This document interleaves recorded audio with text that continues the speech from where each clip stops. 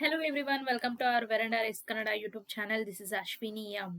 Friends, almost ಎಲ್ಲ prelims ಎಕ್ಸಾಮ್ಸ್ನ ಮುಗಿಸ್ತಾ ಬರ್ತಾ ಇದ್ದೀರಾ. ಸೊ ನಮ್ಮ ನೆಕ್ಸ್ಟ್ ಹೆಜ್ಜೆ ಪಜಲ್ಸ್ ಮೇನ್ಸ್ ಕಡೆ ಹೋಗಬೇಕು. ಬಿಕಾಸ್ ರೀಸನಿಂಗ್ ಅಲ್ಲಿ ನಿಮಗೆ ಮೇನ್ ಟಾರ್ಗೆಟ್ ಇರೋದು ಪಜಲ್ ಮತ್ತೆ ಸಿಟಿಂಗ್ ಅರೇಂಜ್ಮೆಂಟ್ ಕ್ವೆಶನ್ಸ್ನ ಸಾಲ್ವ್ ಮಾಡಿದ್ರಿ ಅಂತಂದ್ರೆ ಅಲ್ಲಿ ನಿಮ್ಮ ಸ್ಕೋರ್ ಮಾರ್ಕ್ಸ್ ಬಂತು ಅಂತ ಅರ್ಥ. ಸೊ ಹಾಗಾಗಿ ಇವತ್ತಿಂದ ಡೈಲಿ ನಾನು every day mains level puzzles ಮತ್ತೆ ಸಿಟಿಂಗ್ ಅರೇಂಜ್ಮೆಂಟ್ ನ ಅಪ್ಲೋಡ್ ಮಾಡ್ತಾ ಹೋಗ್ತೀನಿ. ಒಂದೇ ಕ್ವೆಶನ್ ನ ಸಾಲ್ವ್ ಮಾಡೋಣ ಅಂತ. ಜಸ್ಟ್ ನೀವು ಅದರಲ್ಲಿ ಏನು ಒಂದೇ ಕ್ವೆಶನ್ ಅಂತ ನೋಡಕ್ ಹೋಗ್ಬೇಡಿ, ಹೇಗ್ ಸಾಲ್ವ್ ಮಾಡೋದು ಅಂತ ಡೈಲಿ ರೆಗ್ಯುಲರ್ ಆಗಿ ನೋಡ್ತಾ ಹೋಗಿ. ಅವಾಗ ನಿಮ್ಗೆ ಆ ಒಂದು ಟ್ರಿಕ್ ಅಥವಾ ಆ ಒಂದು ಐಡಿಯಾ ನಿಮಗೆ ಬರುತ್ತೆ ಹೇಗ್ ಸಾಲ್ವ್ ಮಾಡ್ಬೇಕು ಅಂತ. ಬಿಕಾಸ್ ಮೇನ್ಸ್ ಲೆವೆಲ್ ಅಂದ ತಕ್ಷಣ ನಮ್ಮ ಮೈಂಡ್ ಅಲ್ಲಿ ಒಂದ್ ಫಿಕ್ಸ್ ಆಗ್ಬಿಟ್ಟಿದೆ, ಓಕೆ ಟಫ್ ಇರುತ್ತೆ, ನಮ್ಗೆ ಸಾಲ್ವ್ ಮಾಡಕ್ ಆಗಲ್ಲ, ಟ್ರಿಕ್ಕಿ ಆಗಿರುತ್ತೆ ಅಂತ.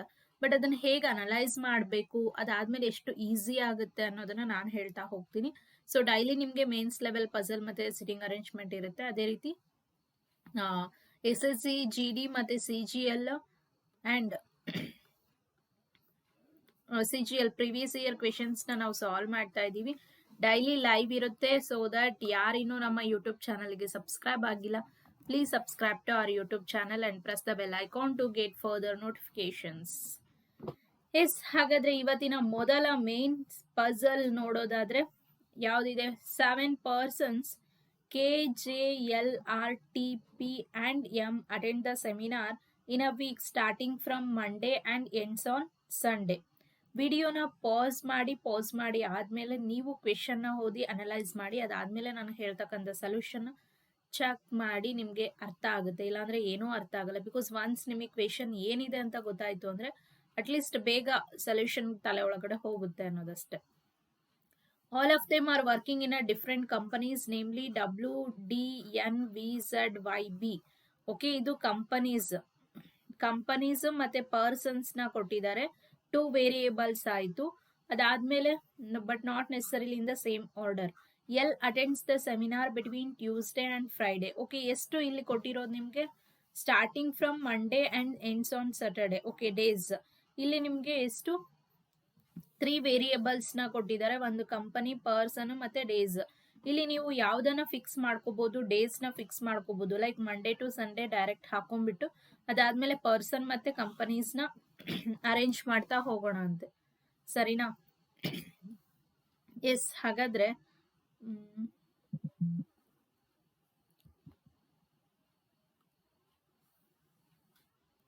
Okay, Monday, Tuesday, Wednesday, Thursday, Friday, Saturday and Sunday. Question ಚಿಕ್ಕದಾಗ ಕಾಣಿಸ್ತು ಅಂದ್ರೆ ಪ್ರೀವಿಯಸ್ ಕ್ವೆಶನ್ ನ ನೋಡಿ, ಅಂದ್ರೆ ಲೈಕ್ ಬ್ಯಾಕ್ ಹೋಗ್ಬಿಟ್ಟು, ಬಿಕಾಸ್ ಇಲ್ಲಿ ನನಗೆ ಕ್ವೆಶನ್ ಸಾಲ್ವ್ ಮಾಡೋದಕ್ಕೆ ಸ್ಪೇಸ್ ಬೇಕು, ಹಾಗಾಗಿ ಚಿಕ್ಕದಾಗಿ ಫಾಂಟ್ ಸೈಜ್ ಇಟ್ಟಿದ್ದೀನಿ. ಎಷ್ಟು ವೇರಿಯೇಬಲ್ಸ್? 3 ವೇರಿಯೇಬಲ್ಸ್ ಅಲ್ವಾ? ಓಕೆ, ಎಸ್, ಪರ್ಸನ್ಸ್ ಮತ್ತೆ ಕಂಪನಿ, ಪರ್ಸನ್ಸ್ ಕಂಪನಿ.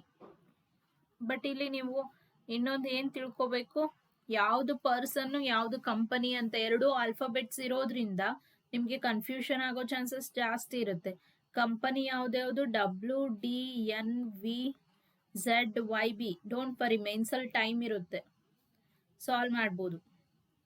ಓಕೆ, ಅದೇ ರೀತಿ ಪರ್ಸನ್ಸ್ ಯಾರ್ಯಾರು, KJLRTP and M, ಇವರು ಪರ್ಸನ್ಸ್. ಓಕೆ, ಫಸ್ಟ್ ಪಾಯಿಂಟ್ ನೋಡೋಣ. ಡೈರೆಕ್ಟ್ ಇದ್ರೆ ಡೈರೆಕ್ಟ್ ಪ್ಲೇಸ್ ಮಾಡೋಣ, ಇಲ್ಲಾಂದ್ರೆ ಪಾಯಿಂಟ್ಸ್ ಬರ್ಕೊಂತ ಹೋಗೋಣ. L attends the seminar between Tuesday and Friday ಅಂತೆ. ಸಿ, ಎಲ್ ಹಾಗಾದ್ರೆ ನಿಮ್ಗೆ ಬಿಟ್ವೀನ್ ಟ್ಯೂಸ್ಡೇ ಅಂಡ್ ಫ್ರೈಡೆ ಅಂತ ಅಂದ್ರೆ ಯಾವ್ದಿಂದಲ್ಲಿ ಅಟೆಂಡ್ ಮಾಡ್ಬೋದು? ಒಂದು ಪಾಸಿಬಿಲಿಟಿ ಎಲ್ಲೂ ವೆಡ್ನೆಸ್ಡೇ ಅಟೆಂಡ್ ಮಾಡ್ಬೋದು ಅಥವಾ ಥರ್ಸ್ಡೇ ಅಟೆಂಡ್ ಮಾಡ್ಬೋದು. ಹೌದಾ? ಬಿಟ್ವೀನ್ ಟ್ಯೂಸ್ಡೇ ಅಂಡ್ ಫ್ರೈಡೆ ಅಂದ್ರೆ 2 days ಬರುತ್ತೆ, 2 possibilities. Clear? Next, the one who works in the company Y attends the seminar immediately before Y. ಸರಿನಾ? ಹಾಗಾದ್ರೆ ಯಾರು ಕಂಪನಿ ವೈ ನಲ್ಲಿ ಮಾಡ್ತಾ ಇರ್ತಾರಲ್ವಾ, ಅವರು ಇಮಿಡಿಯೇಟ್ಲಿ ಹಿಂದೆ ಅಂದ್ರೆ ವೈ ಕಂಪನಿನಲ್ಲಿ ಇಮಿಡಿಯೇಟ್ಲಿ ಬಿಫೋರ್ ಎಲ್ ವರ್ಕ್ ಮಾಡ್ತಾ ಇರ್ಬೇಕಂತೆ. ಹಾಗಾದ್ರೆ ವೈ ಇಲ್ಲಿ ಬಂತ? Clear? Next, 3 persons attend the seminar between K and R R attends the seminar immediately after the one who works in the company D. R does not attend the seminar on Saturday. And the one who works in the company D does not attend the seminar on the first day. R attends the seminar after K. ನಿಜವಾಗ್ಲೂ direct ಆಗಿ ನೀವು ಹಿಂಗೆ continuous ಆಗಿ ಓದಿದ್ರಿ ಅಂದ್ರೆ ಏನೂ ಅರ್ಥ ಆಗಲ್ಲ. First ಅವ್ರು ಏನ್ ಹೇಳ್ತಾ ಇದಾರೆ ಗೊತ್ತಾ, 3 ಪರ್ಸನ್ ಅಟೆಂಡ್ ಮಾಡಿರ್ಬೇಕಂತೆ. ಯಾವ್ದು ಕೆ ಮತ್ತೆ ಆರ್ ನಡುವೆ 3 ಪರ್ಸನ್ಸ್ ಅಟೆಂಡ್ ಮಾಡಿರ್ಬೇಕಂತೆ, ಸರಿನಾ? ಸೆಮಿನಾರ್ನ ಮೇ ಬಿ ಆರ್ ಫಸ್ಟ್ ಬರ್ಬೋದು, ಬಟ್ ಇಲ್ಲಿ ಆರ್ ಇಲ್ಲಿ ಕೊಟ್ಟಿದ್ದಾರೆ R attends the seminar after K. So K ಆದ್ಮೇಲೆನೆ ಆರ್ ಬರುತ್ತೆ. ಕ್ಲಿಯರ್ ಆಗಿ ಒಂದು ಪಾಯಿಂಟ್ ಗೊತ್ತಾಯ್ತು. ನೆಕ್ಸ್ಟ್ ಏನ್ ಹೇಳಿದ್ದಾರೆ, R attends the seminar immediately after the one who works company D. ಅಂದ್ರೆ ಡಿ ಆರ್ ಇಮಿಡಿಯೇಟ್ಲಿ ಇರಬೇಕು. ಇದು ಕಂಪನಿ, ಇದು ಪರ್ಸನ್, ಅಂದ್ರೆ ಕಂಟಿನ್ಯೂಸ್ ಆಗಿ ನನಗೆ ಪ್ಲೇಸಸ್ ಇರಬೇಕು. Next R does not attend the seminar on Saturday ಅಂತೆ. ಸೊ ಆರ್ ನಮ್ಗೆ ಸ್ಯಾಟರ್ಡೆ ಬರಲ್ಲ. ಕ್ಲಿಯರ್? ಆರ್ ಇಲ್ಲಿ ಬರಲ್ಲ ಅಂದ್ರೆ ಆರ್ ಹಿಂದ್ಗಡೆ ನನಗೆ ಡಿ ಬರಬೇಕು. ಹಾಗಾದ್ರೆ ಡಿ ಕೂಡ ಇಲ್ಲಿ ಬರಲ್ಲ ಅನ್ನೋ ಮೀನಿಂಗ. ಬಿಕಾಸ್ ಡಿ ಆದ ತಕ್ಷಣ ಇಮಿಡಿಯೇಟ್ಲಿ ಆಫ್ಟರ್ ಆರ್ ಬರಬೇಕು. ಆರ್ ಸ್ಯಾಟರ್ಡೆ ಬರಲ್ಲ ಅಂದ್ರೆ ಡಿ ಫ್ರೈಡೆ ಬರಲ್ಲ. ಡಿ ಫ್ರೈಡೆ ಬಂತು ಅಂತ ಅಂದ್ರೆ ಆರ್ನ ನಾನು ಸ್ಯಾಟರ್ಡೆ ಕೊಡ್ಲೇಬೇಕಾಗುತ್ತೆ. Clear? Next, the one who works in the company D does not attend the seminar on first day. ಅಂದ್ರೆ ಡಿ ಫಸ್ಟ್ ಬರಲ್ಲ ಅಂತೆ. ಕ್ಲಿಯರ್? ಡಿ ಇಲ್ಲಿ ಬರಲ್ಲ. ನೆಕ್ಸ್ಟ್ ಇವಾಗ ನೋಡಿ, ಹಾಗಾದ್ರೆ ಪಾಸಿಬಿಲಿಟಿ ನನಗೆ ಎಲ್ಲಿದೆ? ಓಕೆ, ಯಾಕಂದ್ರೆ ನಾನು ಕೆ ಮತ್ತೆ ಆರ್ ನ ಪ್ಲೇಸ್ ಮಾಡ್ಬೋದು, ನೋಡೋಣ, ಸರಿನಾ? ಓಕೆ, ಹಾಗಾದ್ರೆ ಡಿ ಇಲ್ಲಿ ಬರಲ್ಲ, ಬಟ್ ಕೆ ಆದ್ಮೇಲೆನೆ ಆರ್ ಬರ್ಬೇಕು ಅಂತ ಹೇಳಿದ್ದಾರೆ. ಸೊ ಹಾಗಾದ್ರೆ ಇಲ್ಲಿ ನಾನು ಡಿ ನ ಕೊಟ್ಬಿಟ್ಟು ಇಲ್ಲಿ ಆರ್ ನ ಕೊಟ್ಟೆ ಅಂದ್ರೆ 1, 2, 3 ಕೆ ನ ಫಸ್ಟ್ ಕೊಡ್ಬೋದಾ? ಒಂದ್ ಪಾಸಿಬಿಲಿಟಿ ಫಾಲೋ ಆಗುತ್ತಾ?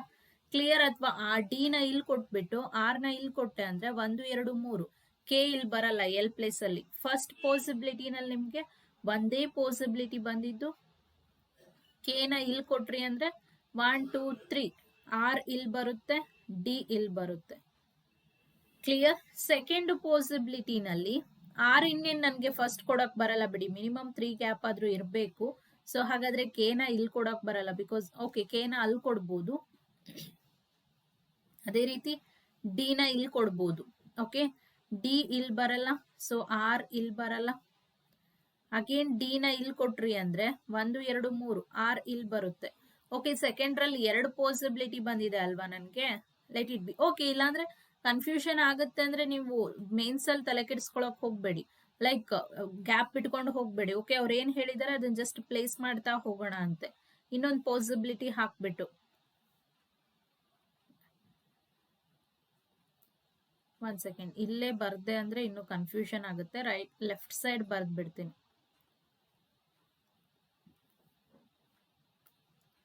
ಓಕೆ, ಇಲ್ಲಿ ಆರ್ ಬರಲ್ಲ, ಇಲ್ಲಿ ಡಿ ಬರಲ್ಲ, ಅಂಡ್ ಇಲ್ಲಿ ಡಿ ಬರಲ್ಲ. ಕ್ಲಿಯರ್? ಇದು ಗೊತ್ತಿದ್ರೆ ಸಾಕು. ನೆಕ್ಸ್ಟ್ ಇಲ್ಲಿ ನನಗೆ 2 ಪಾಸಿಬಿಲಿಟಿ ಫಾಲೋ ಆಯ್ತು ಕೇಸ್ 2 ನಲ್ಲಿ. ಹಾಗಾದ್ರೆ ಎಲ್ ನ ಇಲ್ಲಿ ಕೊಟ್ಟೆ ಅಂದ್ರೆ ವೈ ಇಲ್ಲಿ ಕೊಡ್ಬೋದು. ಓಕೆ, ಕೆ ನ ಇಲ್ಲಿ ಕೊಟ್ಟೆ ಅಂದ್ರೆ 1, 2, 3 ಆರ್ ನ ಇಲ್ಲಿ ಕೊಡ್ಬೋದು, ಡಿ ಇಲ್ಲಿ ಬರುತ್ತೆ. ಕ್ಲಿಯರ್? ಅದೇ ರೀತಿ ಕೆ ನ ಇಲ್ಲಿ ಕೊಟ್ಟೆ ಅಂದ್ರೆ 1, 2, 3 ಆರ್ ಇಲ್ಲಿ ಬರೋ ಹಾಗಿಲ್ಲ. ಹಾಗಾದ್ರೆ ಕೆ ನ ಇಲ್ಲಿ ಕೊಡಿ, ಕೆ ನ ಇಲ್ಲಿ ಕೊಟ್ರೆ 1, 2, 3 ಆರ್ ಇಲ್ಲಿ ಬರುತ್ತೆ, ಡಿ ಇಲ್ಲಿ ಬರುತ್ತೆ. ಕ್ಲಿಯರ್? 2 ಪಾಸಿಬಿಲಿಟಿ ಫಾಲೋ ಆಯ್ತು. Will see. T attends the seminar immediately before the one who works in the company Z. Z immediate before ಯಾವ್ದು ಬರಬೇಕು? ಟಿ ಬರಬೇಕು. The one who works in the company N attends the seminar immediately before T ಅಂತೆ. ಹಾಗಾದ್ರೆ immediately before T ಯಾವ್ದು ಬರಬೇಕು? N ಬರಬೇಕು. C, ಇವೆರಡು company, N ಮತ್ತೆ ಝಡ್ ಏನು ಕಂಪನಿ, ಟಿ ಇಲ್ಲಿ ಬರಬೇಕು. ಹಾಗಾದ್ರೆ ಎನ್ ಟಿ ಝಡ್ ಸಿರೀಸ್ ಬರಬೇಕು, ಹೌದಾ? Okay, let see. ಪಾಸಿಬಿಲಿಟಿ ಇದೆ ನನಗೆ. Neither L nor R works in the company Z ಅಂತೆ. ಎಲ್ ಮತ್ತೆ ಆರು ಝಡ್ ಕಂಪನಿನಲ್ಲಿ ವರ್ಕ್ ಮಾಡಲ್ಲ ಅಂತ ಹೇಳ್ತಾ ಇದ್ದಾರೆ. Okay, will C possibility follow ಆಗುತ್ತಾ ಅಂತ. ಈಗ ಎನ್ ಅನ್ನ ಇಲ್ಲಿ ಕೊಟ್ರೆ ಟಿ ಟ್ಯೂಸ್ಡೇ ಬರುತ್ತೆ, ಝಡ್ ಎಲ್ಲಿ ಬರಬೇಕು? ಎಲ್ ಹತ್ರ ಝಡ್ ಬರಬೇಕು, ಬಟ್ ಎಲ್ ಹತ್ರ ಝಡ್ ಬರೋ ಹಾಗಿಲ್ಲ ಅಂತ ಹೇಳಿದ್ದಾರೆ. ಕ್ಲಿಯರ್? ಹಾಗಾದ್ರೆ ಎನ್ ಅನ್ನ ನಾನು ಎಲ್ಗೆ ಕೊಟ್ಟೆ ಅಂದ್ರೆ ಟಿ ಥರ್ಸ್ಡೇ ಬರುತ್ತೆ, ಫ್ರೈಡೇ ಝಡ್ ಬರುತ್ತೆ. ಫಾಲೋ ಆಗುತ್ತಾ? ಬಿಕಾಸ್ ಝಡ್ಡಿಗೆ ಆರ್ ಮತ್ತೆ ಎಲ್ ಬರೋ ಹಾಗಿಲ್ಲ, ಮೀನ್ಸ್ ಕಂಪನಿ ಝಡ್ ನಲ್ಲಿ ಆರ್ ಮತ್ತೆ ಎಲ್ ವರ್ಕ್ ಮಾಡೋ ಹಾಗಿಲ್ಲ. ಹಾಗಾದ್ರೆ ಇನ್ನೊಂದು ಪಾಸಿಬಿಲಿಟಿ ಎನ್ ಅನ್ನ ನಾನು ಆರ್ಗೆ ಕೊಟ್ಟೆ ಅಂದ್ರೆ ಟಿ ಝಡ್, ಇದು ಫಾಲೋ ಆಗುತ್ತಾ? ಕ್ಲಿಯರ್? ಇಲ್ಲಿ ಎನ್ ಅನ್ನ ಕೊಟ್ಟೆ ಅಂದ್ರೆ ಇಲ್ಲಿ ಟಿ ನ ಕೊಡ್ಬೋದು, ಇಲ್ಲಿ ಝಡ್ ಅನ್ನ ಕೊಡ್ಬೋದು. ಕ್ಲಿಯರ್? ಎಸ್. ಅದೇ ರೀತಿ ಇದು ಸ್ವಲ್ಪ ದಪ್ಪ ಲೈನ್ ಹಾಕ್ತೀನಿ, ಬಿಕಾಸ್ ಪಾಸಿಬಿಲಿಟಿ ಅಂತ ನಿಮಗೆ ಕನ್ಫ್ಯೂಷನ್ ಆಗ್ಬಾರ್ದಲ್ಲ.